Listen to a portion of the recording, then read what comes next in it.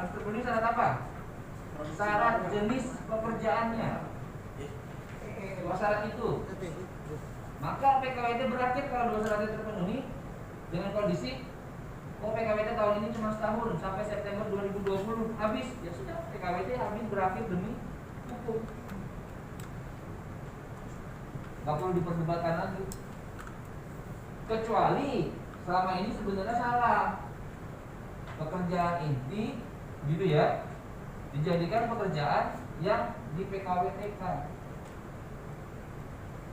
Ya saya nggak apa-apa lah PKWT yang penting kerja. Dilalahnya ada momen kayak begini, PKWT-nya nggak diperpanjang. Akhirnya berontak pada bekerja dengan organisasinya, memperjuangkan sampai ke pengadilan gitu ya, sampai ke pengawasan, minta nota pemeriksaan khusus. Keluarlah nota itu bilang nggak boleh ini PKWT, dari awal harusnya PKWT.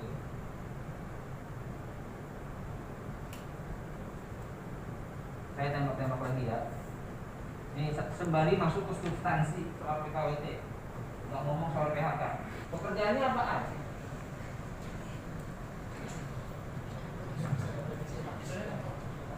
Apa itu?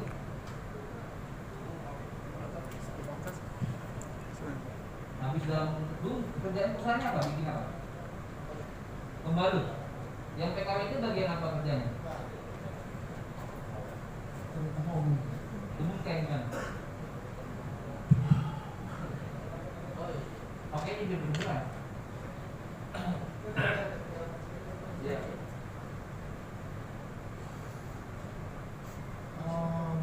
Packer juga sama. Apa? Packing itu ada PKWT. Ada. Terus selain packing, Kayaknya ada. nggak ada lagi. PKWT hanya di bagian packing. Betul. Pertanyaan saya, Alasannya sih sesuai dengan undang-undang. sesuai. Di bagian packing ada nggak yang PKWTT? Sebagian ada. Sebagian ada. Bagus. Yang bagus-bagus. Sekarang saya bertanya lagi, yang kontrak PKWT di bagian packing itu berapa tahun kerjanya udah? Rata-rata 1 sampai 2 tahun. 1 tahun bisa habis kontrak. Oke, syarat waktu karena terpenuhi. Ini buat pembelajaran kita semua. Yang kedua, kalau nggak ada bagian packing, barang itu bisa dijual nggak? Kita lihat kembali kadang-kadang packing juga stop. Kadang-kadang packing stop. Berarti nggak ada packing. Tidak ada packing. Packaging mungkin saat ini kita mencoba ke automatic packaging. Automatic packaging. Berarti tidak ada pekerjaannya di situ. Automatic. 1-2. Oh, tetap ada pekerjaannya. Tetap ada pekerjaannya. Automatic. Kirain nggak ada pekerjaannya. Artinya itu barang ketika sudah jadi di bagian produksi sampai ke packaging, kalau nggak di packaging bisa dijual kan? Nah itu modelnya automatic atau manual gitu ya? Harusnya enggak. Kalau barang itu nggak bisa dijual mengganggu proses produksi, apakah itu boleh di PKWTK atau seharusnya PKWTT? Harusnya PKWTT. Harusnya PKWTT. Ya, itu satu kasus. Nanti kita diskusikan lagi. Di PS ada nggak PKWT? Nggak ada. Oke. Nggak ada PKWT. Baru banget. Bung PK apa? Ada PKWT nggak? Ada PKWT. Coba ceritakan PKWT-mu itu udah berapa lama di situ kerja? Di kita PKWT-nya itu macam-macam. Jadi ada yang 1 tahun, ada yang 6 bulan. Paling lama? Paling lama ada yang 2 tahun. 2 tahun habis. Iya. Terus kerjanya bagian apa? Kerjanya kita kan sebenarnya secara kita nggak ada tempat, sebenarnya kita sama apa nanti di bagiannya macam-macam. Kita sebagai semua pos ada kadang-kadang ada PKWT. Kadang-kadang ada PKWT sama pos. Ada bagaimana? Syarat waktu dan syarat jenis pekerjaan sifatnya akumulatif, bukan sifatnya pilihan. Maksudnya akumulatif apa sih? Harus terpenuhi dua-duanya. Kalau nggak terpenuhi dua-duanya, konsekuensi PKWT tersebut menjadi gugur, batal demi hukum istilah lainnya, menjadi PKWTT. Syarat itu katakanlah 2 tahun plus 1 syarat jenis pekerjaannya. Satu hal yang harus dipikirkan adalah selama pekerjaannya itu ketika ditinggalkan, perusahaan masih bisa berproduksi, tidak terganggu produksinya, artinya mulai dari pembuatan sampai penjualan berjalan, maka itu boleh diketahui. Satu. Yang kedua, sepanjang dia tidak ada yang namanya kerjaan juga dilakukan oleh PKWTT, artinya ada 2 orang yang mengerjakan pekerjaan yang sama dan satu PKWT dan PKWTT, masuk unsur diskriminasi. Kita bisa kaitkan dengan pasal 29. Kenapa yang PKWTT yang ini? Jadi secara sederhana kita banyak syarat pasal 59. Sepanjang tadi ada berapa masuk kita masuk unsurnya, ternyata kalau dia nggak masuk, perusahaan terganggu. Bagian apa nggak boleh gitu kalau yang paling gampang dia bagian dalam produksi nggak boleh gitu kalau dia bukan non core nya perusahaan. Secara sederhana kita bisa lihat, oh bagian cleaning service boleh di PKWTK, oh bagian tenaga pengamanan boleh di PKWTK, tapi tetap nggak boleh lama-lama, ada syarat waktunya karena bukan bagian intinya perjalanan perusahaan. Kecuali perusahaan tersebut bergerak di bidang jasa pengamanan, itu lain lagi. Vendor-vendor yang sering kita katakan jasa penunjang atau zaman kita katakan outsourcing, gitu kan? Perusahaan jasa penunjang bekerjasama dengan pemberi kerja, dia jasa penunjangnya apa? Tenaga pengamanan. Nomor 9 dikaitkan dengan pasal 66 tadi, 1323 ya, sebagai estimasi. Statusnya itu harusnya tetap karena perusahaan izinnya. Kayak security, saya dikerjakan di PT X kawan-kawan bekerja. Saya harusnya tetap di perusahaan jasa security tersebut. Karena perusahaan jasa tersebut adalah bagian bisnisnya adalah tenaga security. Sampai sini paham nggak kira-kira konsep berpikir? Paham atau bingung? Bingung. Jadi ini, Iya. kategori inti dan tidak intinya kalau dikatakan. Iya, intinya sederhananya adalah sepanjang dia tidak mempengaruhi proses produksi, dia tidak masuk misalkan begitu di pabrik tersebut, perusahaan tetap running dengan kondisi normal, gitu ya. Itu tidak inti. Itu tidak. Saya menurut testing tadi, tenaga Yang tidak inti termasuk tadi seharusnya kategorinya bagi saya itu harusnya PKWT Pak dari awal. kan tidak bisa diosos. Apalagi di outsourcing, gitu. Apalagi pinjam pakai gitu atau istilahnya lepas segala macam, apalagi nggak boleh demi hakim maupun beralih status. Karena kalau perusahaan yang di outsourcing kan lain lagi dia tugasnya. Cuma 5 kategori doang tadi. Catering, cleaning service, jasa pengamanan, transportasi, jasa perusahaan di bidang pertambangan. Ini itu aja. Yang lain nggak boleh di outsourcing. Kalau cleaning service juga kan kadang masuk inti juga nih. Di mana? Tidak ada cleaning service. Iya. Ini akan mempengaruhi ke lainnya. Dipahami oleh orang adalah bersih-bersih lingkungan, tetap bentuknya, lantainya dan segala macam itu kan secara real tidak mengaruhi proses produksi. Paling bau aja begitu kan, tapi nggak nyaman begitu. Tapi kalau cleaningnya misalkan cleaning bersihkan mesin misalkan begini, itu bagian dari proses produksi. Itu membedakan sih. Makanya harus tegas kita melihat konteks pasal 59. Ada lagi yang bertanya? Untuk apa sih? Hah? Host. Maksud apa? Hadapkan pada pilihan misalkan upah dengan tetap bekerja. Misalkan. Bagi saya, ini kan kita beda-beda bisa jadi. Bagi saya pilihan paling strategis adalah tetap bekerja. Tapi kita masuk ke sesi lain. 1 PKWT, itu clear ya, kontraknya habis, selesai. Yang kedua, dalam konteks statusnya tetap semua, mau karyawan tetap, pekerja tetap, buruh tetap, katakanlah begitu, maka hanya 3 kondisi PHK itu terjadi. Pemutusan hubungan kerja itu terjadi. Kondisi di mana perusahaan kirim surat, saya sebagai pekerja PT X di PHK dengan surat. Sudah terjadi belum itu PHK? Belum. Kenapa belum? Hah? Belum ada kesepakatan. Kenapa belum? Belum, kenapa belum? Masih sepihak? Ada lagi? Ada lagi? Gak ada? Sederhananya adalah surat itu belum ada kesepakatan. Karena PHK terjadi dengan satu kondisi, satu kesepakatan.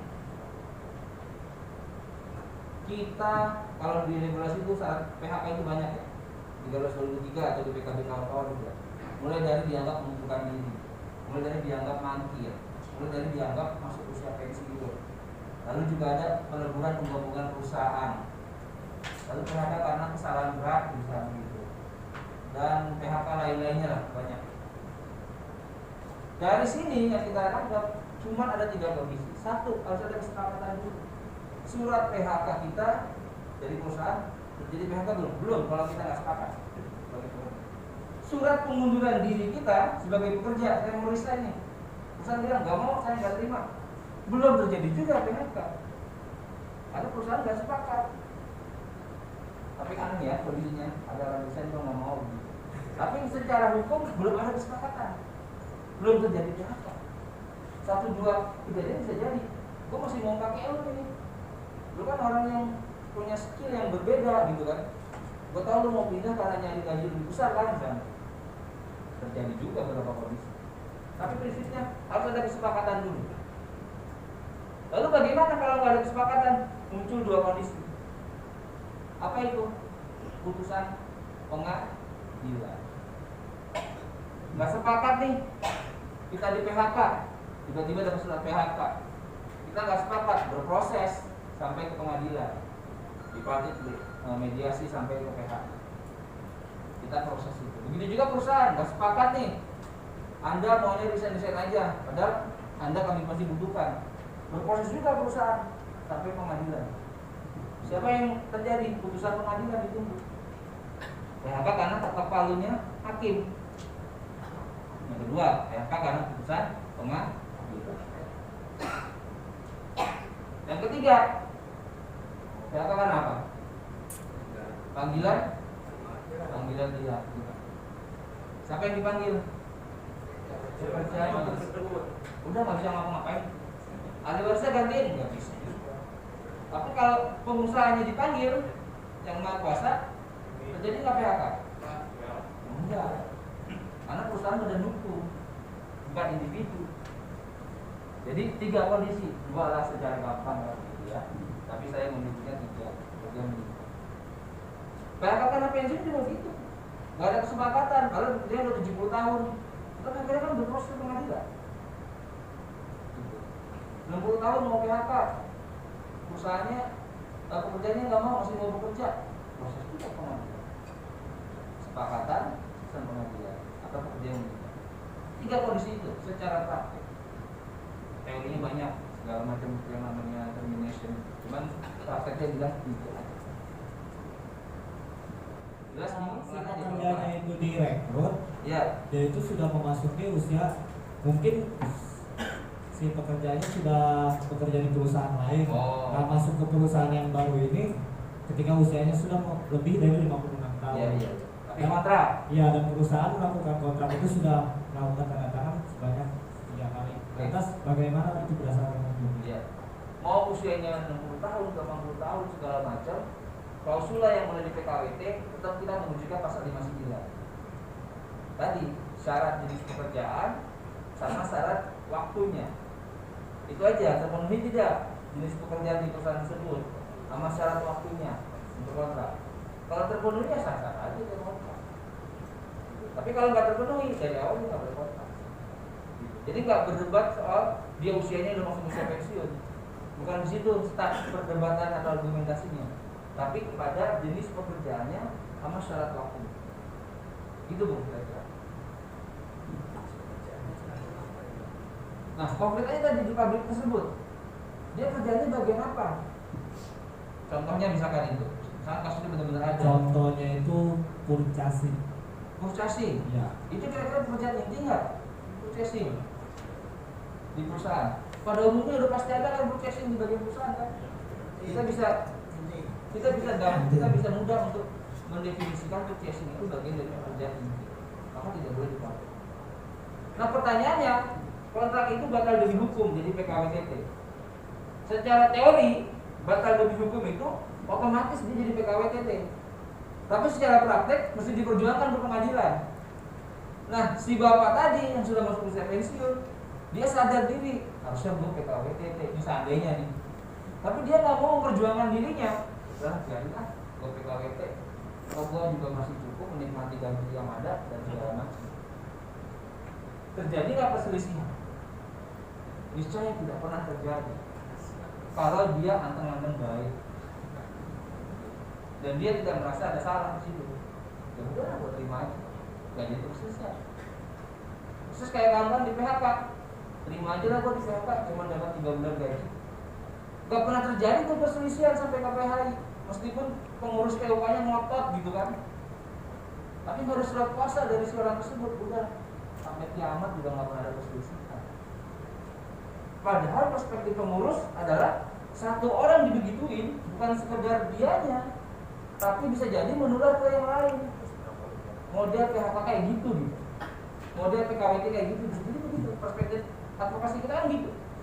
Harusnya bukan sekedar satu orang aja yang kita perjuangkan, tapi biar nggak nular, biar nggak tuman, istilahnya begitu. Jadi semua itu diberlakukan sampo. Ternyata bener nih, PMK nggak ngapa-ngapain. Dianggap suatu kebenaran hukum bagi perusahaan, padahal salah. Nah begitu. Lip, ada lagi? Oh belum, silakan. Iya. Oh iya, Ada terkaitannya Bu. silakan. Ketika ada permasalahan yang tadi disampaikan, emang bahasanya dari si pelakunya sendiri tadi mungkin ada pikiran seperti itu, daripada saya mempermasalahkan, nah biarin aja deh, yang penting saya masih kerjakan seperti itu.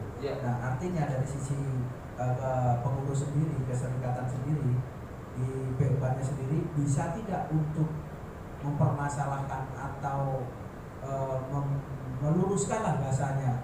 Tadi disampaikan jangan sampai permasalahan ini melebar ke bagian yang lain. Nah dari satu sisi kan pasti ada timbul dari pemahaman kita sebagai pengurus bahwasanya bisa nggak sih kita masuk ke ranah situ dan bahasanya mengoreksi lah seperti itu.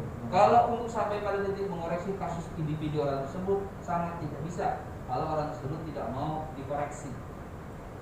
Meskipun orang tersebut mengakui salah, cuma dia nggak mau mengoreksi dirinya sendiri, maka tidak bisa kita masuk ke situ. Tapi dalam konteks kebijakan perusahaan atau peraturan di dalam perusahaan kita bisa masuk ke situ. Misalkan dalam PKB dituangkan, misalkan nih PKB dituangkan syarat jenis pekerjaan yang memang boleh di PKWT kan, apa saja secara spesifik tertulis misalnya begitu, boleh sebagai aturan umum atau dibikin kesepakatan bersama. Gue tahu salah tuh PKWT-nya, gue bisa lapor ke dinas loh, meskipun ini macam-macamnya misalkan begitu, meskipun dia nggak ngasih kuasa ke kita begini aja gitu, tapi kita ancam gitu. Tapi kita tahu itu salah dan kita mau itu hanya untuk dia saja. Oke, kita bikin kesepakatan ya, janjian bersama misalkan gitu, bahwasanya kasus purchasing itu hanya untuk dia dan diberlakukan untuk yang lain. Sepakatan dengan PUK, dengan perusahaan, bikin PB, bahwasanya si A segala macam, meskipun dia nggak tahu nggak masalah, tapi lebih kepada mengamankan kasus purchasingnya itu hanya untuk dia yang boleh PKWT. Kedepannya sepanjang pekerja itu masuk dan memang dia akan mempersilahkan untuk PKWT, maka perusahaan wajib PKWT. Jadi juga solusinya gitu. Dan banyak cara lain yang bisa kita lakukan ketika si pekerjanya memang merasa nggak mau lah, repot-repot amat sih diperjuangkan. Bagi misalnya bukan anggota serikat, sudah tinggal. Tapi regulasinya balik lagi ke pasal 59. Kesalahan yang terjadi bukan suatu kebenaran hukum. Kebenaran hukum itu klaimnya saja dari pihak perusahaan, gitu kan? Karena dia nggak diadvokasi. Kalau bisa bikin strategi, surat tulis aja. Kami mengetahui adanya pekerja PKWT di bagian ini dan di bagian ini misalnya. Seharusnya berdasarkan pasal ini tidak boleh, gitu kan? Karena itu kami menyatakan menolak ada PKWT di bagian tersebut. Kita kirim surat. Surat itu ada tanda kirimnya, kawan-kawan berikan ke perusahaan sebagai bukti bahwasanya PUK tidak pernah merestui adanya PKWT. pengadilan tuh, bukan suatu kebenaran hukum nanti itu sebelum terjadi. Maksimal 6 bulan, maksimal 2 tahun. Itu dalam hal itu kan kalau lebih dari 2 tahun bagaimana dibilangnya 2 tahun? Oh, berarti kan melanggar PKB gitu. Yang pertama PKB juga keliru itu, karena perpanjangan jadi kontrak pensiun tapi kontrak misalnya begitu, karena ada klausul kontrak itu. Makanya lebih baik perpanjangan saja 2 tahun gitu, dengan kesepakatan para pihak pekerja dan pengusaha, bukan otomatis perpanjangan. Kalau pekerjanya mau gitu kan, tapi perusahaannya nggak mau, atau sebaliknya perusahaan mau, pekerjanya nggak mau, saya mau bisa pensiun gitu kan. Tidak ada regulasi yang mengatur usia pensiun. Saya bilang itu PP pensiun, PP 45